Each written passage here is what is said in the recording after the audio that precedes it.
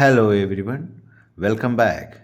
In this video, I am building an RF probe based on ARRL Handbook design.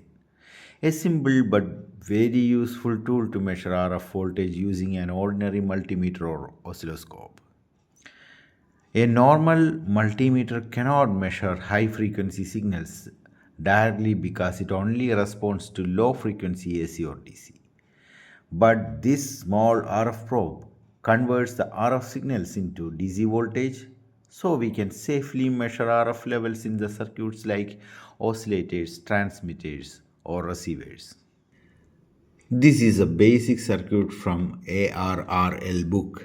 It uses one diode for detection, two numbers zero point zero 0.01 microfarad capacitors and 390 kilo ohm resistors for the discharge path. Here I am using a BAT43 Schottky diode instead of 1N914.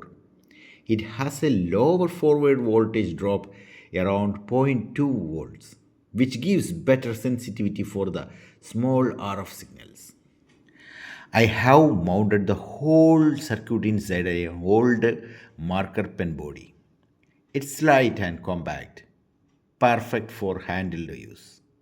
The body is plastic, so to provide RF shielding, I will wrap it with a thin copper plate later. The copper plate will act as a ground shield protecting the circuit from stray RF pickup. Over that, I will wrap a layer of Teflon tape that gives a stable non-stick heat resistant insulation. Finally, I will cover it with an electrical insulation tape for mechanical protection. For the output lead, I will use RG174 coaxial cable around 20 centimeters long.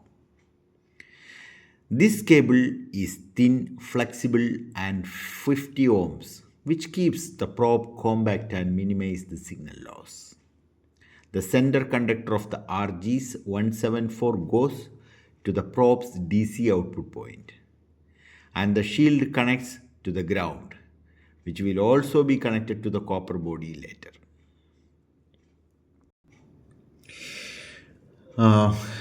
When RF signals is applied to the probe tip, the diode rectifies the RF peaks, the capacitor filters the output, and the resistor provides a discharge path. The output voltage we measure on the multimeter in DC level proportional to the RF amplitude. So this is my ARRL style RF probe project, simple, low cost and very useful for the electronic ham radio bench. Once I complete the copper shielding and finalize the coax connection, I will test it with a signal generator and show you the results in the next video.